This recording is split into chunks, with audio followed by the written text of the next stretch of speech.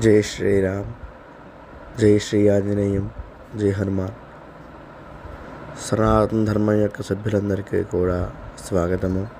శ్రీమద్ రామాయణము సుందరకాండ 27వ సర్గ ప్రారంభము. ఓం శ్రీ మహాగణాధిపతయే నమః. శ్రీ మహాసరస్వత్యై నమః. శ్రీ గురుభ్యో నమః. హరి ఓం. ఓం శుక్లాంబరధరం విష్ణుం శశివర్ణం చతుర్భుజం ప్రసన్నవదనం ధ్యాయేత్ సర్వవిఘ్నోపశాంతయే. అగజానన పద్మార్కం గజాననమహర్నిశం అనేకదం తం భక్తానాం ఏకదంతముపాస్మహే. గురుబ్రహ్మ గురుర్విష్ణుః గురుర్దేవో మహేశ్వరः. గురుः సాక్షాత్ పరం బ్రహ్మ తస్మై శ్రీ గురవే నమః. అఖండమండలాకారం వ్యాప్తం ఏన చరాచరం తత్పదం దర్శితం ఏన తస్మై శ్రీ గురవే నమః. అజ్ఞానతిమిరాంధస్య జ్ఞానాంజనశలాకయా చక్షురున్మీలితం ఏన తస్మై శ్రీ గురవే నమః.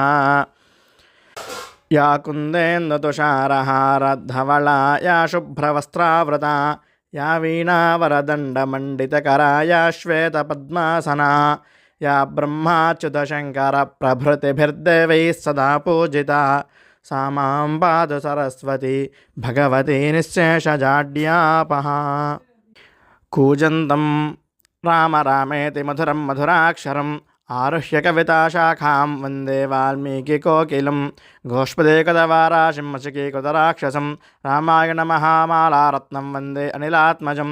మనోజవం మారుతతుల్యవేగం జితేంద్రియం బుద్ధిమతాం వరిష్టం వాతాత్మజం వానరయోధముఖ్యం శ్రీరామదూతం శిరసా నమామి. వైదేహీ సహితం సురద్రుమతలే హైమే మహామండపే మధ్యే పుష్పకమాసనే మణిమయే వీరాసనే సుస్థితం. అగ్రే వాచయతే ప్రభంజనసుతే తత్వం మునిభ్యః పరం వ్యాఖ్యాతం భరతాదిభిః పరివృతం రామం భజే శ్యామలం. నమోస్తు రామాయ సలక్ష్మణాయ దేవ్యై చ తస్యై జనకాత్మజాయే. నమోస్తు రుద్రేంద్రయమానిలేభ్యో నమోస్తు చంద్రార్కమరుద్గణేభ్యః. శ్రీరామ రామ రామేతి రమే రామే మనోరమే సహస్రనామ తత్తుల్యం రామ వరాననే. గత సర్గలో సీతాదేవి ప్రాణత్యాగము చేయడం కోసమని దృఢంగా నిశ్చయించుకుందిట. ఇక మీదట 27వ సర్గ ప్రారంభము. సీతాదేవికి ఎంత చెప్పినా లాభం లేదు అని అనుకున్నారట అక్కడ ఉన్న రాక్షస స్త్రీలు. వారిలో కొంతమంది సీతాదేవి గురించి, సీత మూర్ఖత్వాన్ని గురించి రావణుడికి తెలియజేయాలి అని వెళ్ళారట. మిగిలిన రాక్షస వనితలు మరలా పరుషమైన వాక్యాలతో సీతాదేవిని నిందించడం మొదలుపెట్టారట. వారు ఈ విధముగా సీతాదేవిని నిందిస్తూ ఉన్నారట.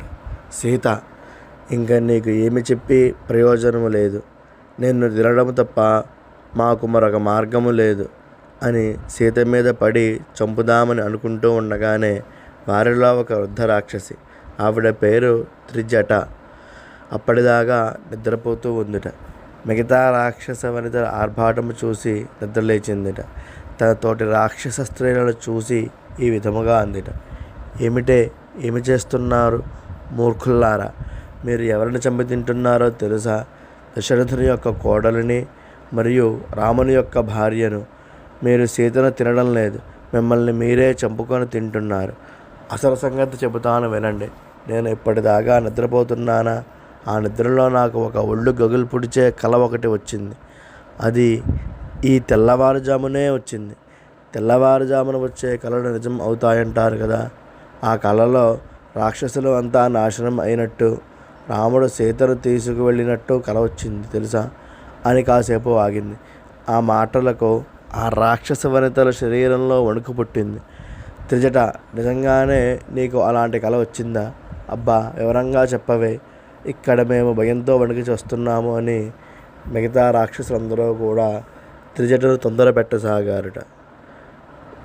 వారితో త్రిజట ఈ విధముగా చెప్పసాగింది. సీతాదేవి యొక్క భర్త రాముడు, రాముని యొక్క తమ్ముడు లక్ష్మణుడు ఇద్దరూ కూడా తెల్లని వస్త్రములు ధరించి ఒక పల్లకీ ఎక్కి వస్తున్నారట. ఆ పల్లకీని 1000 హంసలు మోసుకొని ఎగురుకుంటూ వస్తున్నాయట. మన సీత కూడా తెల్లని వస్త్రములు ధరించి దేదీప్యమానంగా వెలుగుతూ కనపడింది. రాముడు సీతను తన వెంట తీసుకొని వెళ్ళిపోతున్నారట.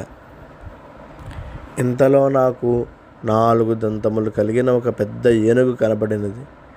సీత, రాముడు, లక్ష్మణుడు ఆ ఏనుగు ఎక్కి వెళుతున్నారట. రాముడు, లక్ష్మణులు తెల్లని వస్త్రములు ధరించి సీత దగ్గరకు రావడం నేను చూశాను. రాముడు ఎక్కిన ఏనుగు సీత ముందుకు వచ్చి వంగింది. సీతకు రాముడు చెయ్యి అందించాడు. రాముడు చెయ్యి పట్టుకుని సీత ఆ ఏనుగు మీదకి ఎక్కింది. తర్వాత ఏం జరిగిందో తెలుసా అని ఆగిందిట త్రిజట. అప్పటికే భయంతో వణికిపోతున్న మిగతా రాక్షస స్త్రీలు ఏమి జరిగింది అని అడుగుతూ త్రిజటను తొందర పెడుతున్నారట. మరలా త్రిజట ఈ విధముగా ప్రారంభించింది. అప్పుడు ఆ ఏనుగు రాముడిని సీతను ఎక్కించుకుని లంక మీద నిలబడిందిట. ఇంతలో ఆ దృశ్యము మారిపోయింది. తెల్లటి 8 ఎద్దులు కట్టిన ఒక రథము కనిపించింది. అందులో రాముడు, సీత కూర్చొని ఉన్నారు. ఇంతలో ఆ దృశ్యము మారిపోయింది. రాముడు, లక్ష్మణుడు, సీత కలిసి ఒక పుష్పక విమానము ఎక్కి ఉత్తర దిక్కుగా వెళ్ళిపోయారట. నా స్వప్నంలో రాముడు సాక్షాత్తు విష్ణుమూర్తిలా ప్రకాశిస్తున్నాడు. ఇంకా మన రావణుడు ఆ రాముడిని ఎలా జయిస్తాడు మీకు ఇంకో సంగతి చెబుతాను, జాగ్రత్తగా వినండి.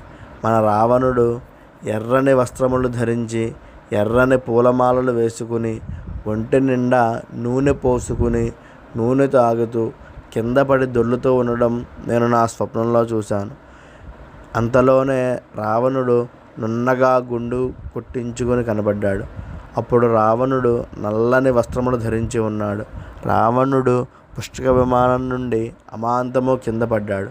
అప్పుడు ఒక ఆడది పుష్పకము నుండి దిగి పడ్డ రావణుడిని నేల మీద ఈడ్చుకుంటూ వెళుతూ ఉంది అని ఆగింది త్రిజట. రాక్షస స్త్రీలు భయంతో వణికిపోతున్నారు. త్రిజట చెప్పిందంతా కూడా నోళ్ళు వెళ్ళబెట్టి మరీ వింటున్నారుట. మరలా త్రిజట ఈ విధంగా చెప్పడం మొదలుపెట్టింది. ఇంతలో మరొక దృశ్యము. ఇందాకే చెప్పానే రావణుడు ఎర్రటి వస్త్రములు కట్టుకున్నాడని. అలాగే రావణుడు నూనె తాగుతూ గాడిదలు కట్టిన రథం ఎక్కి రథం మీద పిచ్చివాడిలా నృత్యం చేస్తూ దక్షిణ దిక్కుగా పోతున్నాడు. పోతూ జారి రథం నుంచి తలకిందులుగా కింద పడ్డాడుట. కింద పడ్డ రావణుడు పైకి లేచాడు. పిచ్చిగా మాట్లాడుతున్నాడు. ఒంటి మీద బట్టలు చించుకున్నాడు, విప్పుకున్నాడు. దిగంబరంగా నృత్యము చేస్తూ ఉన్నాడు. అక్కడే ఉన్న ఒక చెడు వాసన వేస్తున్న బురదగుంటలో పడిపోయాడు, మునిగిపోయాడు. అంతే, మళ్ళీ పైకి లేవలేదు. అంతలోనే ఆ దృశ్యం మారిపోయింది. నల్లని వస్త్రమును కట్టుకున్న స్త్రీ ఒక ఆవిడ రావణుడి మెడకు ఉరితాడు బిగించి లాక్కుంటూ దక్షిణ దిక్కుగా ఈడ్చుకుంటూ వెళ్ళింది. మీకు తెలుసో లేదో, రావణుడి తమ్ముడు కుంభకర్ణుడు, రావణుడి కొడుకులు కూడా ఇలానే నూనె తాగుతూ బురదగుంటలో పడిపోతున్నారు. వాళ్ళను కూడా నేల మీద పడేసి ఈడ్చుకుంటూ వెళ్తున్నారు. రావణుడు పందిని, ఇంద్రజిత్తు మొసలిని, కుంభకర్ణుడు ఒంటెను ఎక్కి దక్షిణ దిక్కుగా వెళ్ళడము నాకు కలలో కనపడింది. కానీ విభీషణుడు మాత్రము తెల్లని వస్త్రములు ధరించి తెల్లని గొడుగు ధరించి 4 దంతముల గల ఏనుగు ఎక్కి ఆకాశంలో తిరుగుతూ ఉన్నాడట. వీళ్ళ సంగతి ఇలా ఉంటే రావణుని అనుచరులు అయిన రాక్షసులు కూడా నూనె తాగుతూ ఎర్రని వస్త్రములు కట్టుకుని మద్యము తాగుతూ పిచ్చిగా ఆడుతున్నారట. ఇంకా ఈ లంకానగరంలోని ఇళ్ళు, గోపురములు, తోరణములు అన్నీ కూడా కూలిపోయాయి. సముద్రము పొంగి లంకను మొత్తం ముంచేసిందిట అని త్రిజట భయంకరంగా చెబుతూ ఉంటే రాక్షస స్త్రీలు భయపడిపోతూ ఉన్నారట.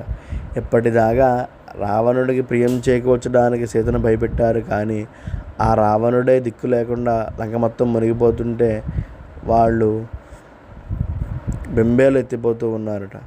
ఇంకా త్రిజట ఏం చెబుతుందో అని భయపడి వస్తున్నారట. త్రిజట మరలా ఈ విధంగా చెప్పడం మొదలుపెట్టిందిట. మీకు మరో సంగతి చెప్పడం మర్చిపోయాను. మన లంకలోకి ఒక కోతి వచ్చింది. ఆ కోతి రాముడు పంపగా వచ్చిందట. ఆ కోతి లంకను మొత్తం తగలబెట్టిందిట. ఇదంతా నాకు కలలో కనపడింది. లంక అంతా తగలబడిపోతుంటే రాక్షస స్త్రీలు అందరూ నూనెలు తాగుతూ పిచ్చిగా గంతులు వేస్తున్నారు. కుంభకర్ణుడు మొదలగు రాక్షసులు అందరూ బురదగంటలో కూరుకుపోతున్నారు. ఇది నాకు వచ్చిన కళ. దీన్ని బట్టి చూస్తే రావణుడు చావడము ఖాయము. కాబట్టి మనమన్నా బతుకుదాము. సీతను వదిలిపెట్టి వెళ్ళిపోండి. లేకపోతే తన భార్యను భయపెట్టిన మీ అందరినీ కూడా రాముడు చంపుతాడు. ఎందుకంటే రాముడికి తన భార్య సీత అంటే ప్రాణం. సీతను ఎవరు ఏమన్నా రాముడు సహించలేడు. వాళ్ళను చంపేదాకా వదలడు. మనకెందుకు చెప్పండి?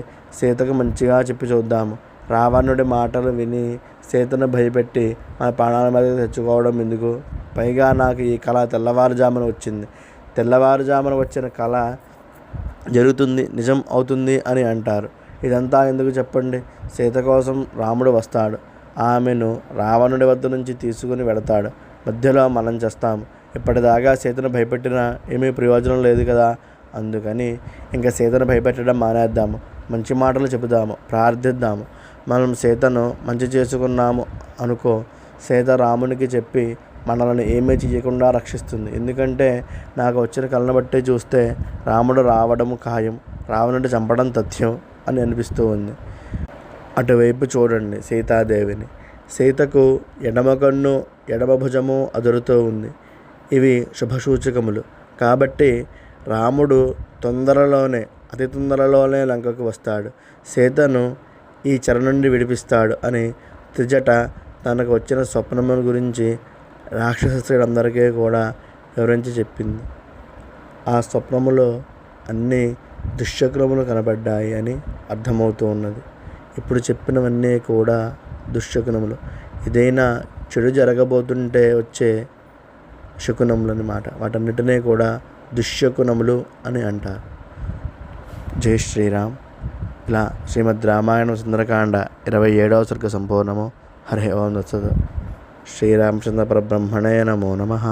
ఆ స్వామివారికి మరియు హనుమంతుని పాదాలకు నమస్కరిస్తూ హరి ఓం తత్సత్.